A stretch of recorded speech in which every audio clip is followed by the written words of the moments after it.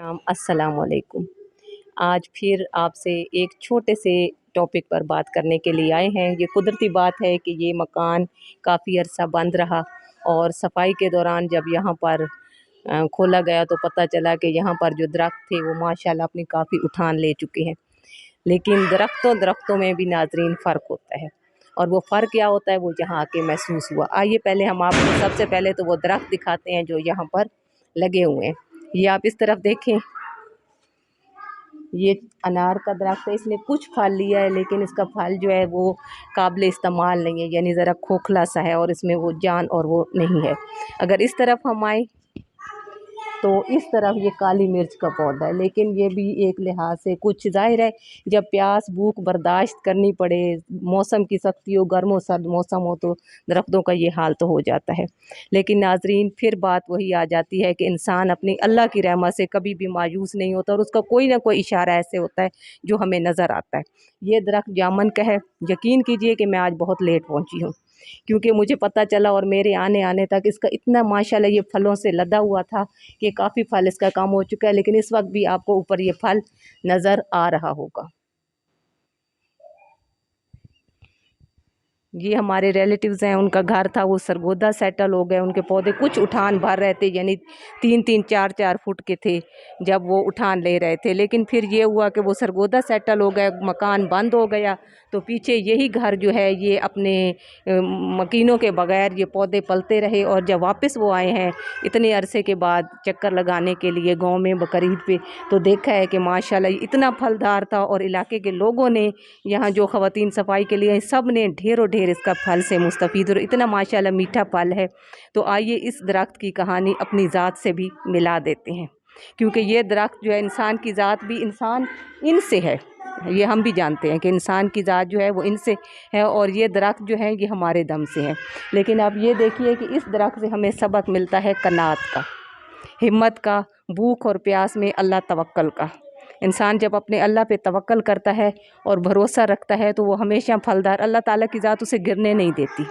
अल्लाह ताला की ज़ात हमेशा उसका साथ देती है। और अल्लाह पाक ने, अब देखें कि ये इतनी भूख प्यास में इतना, और यकीन कीजिए कि ये आप तक वही बात है कि मैं तो कह ही सकती हूँ इसका फल इतना मीठा है कि जिसने खाया है माशाल्लाह वो इसके फल से मुस्तफ़ीद हुए हैं। इसके बाद जो हौसला होता है इंसान का वो भी इसी तरीके से होता है। इंसान का हौसला भी, इंसान अगर हौसले में रहे तो वो हमेशा फलावर ही रहता है। इसके बाद ये दरख्त देखें, अब ये भी तो इसी के साथ का लगा, एक जैसे इनको सेम पोजीशन में है, लेकिन इसमें वो जान वो दमखम नहीं है जो कि इस फलदार दरख्त में मौजूद है।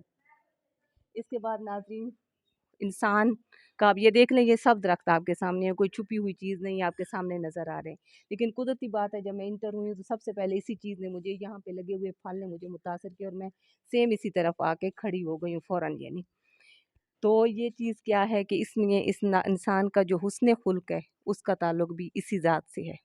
ये अल्लाह ताला के, इंसान का कुरान पाक में अल्लाह ताला का फरमान है कि इंसान के नेक अमाल में जो सबसे चीज़ भारी होगी वो इसका इखलाक होगा।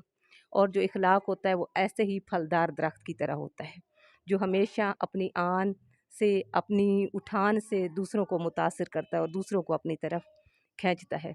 ये सबक है हम लोगों के लिए। वो लोग जो आजकल हम एक दूसरे से दूर हो रहे हैं, मादा परस्ती का शिकार हो रहे हैं, हम सब मैं और मैं लगे हुए हैं, अपनी ज़ात से हटकर हम नहीं सोचते।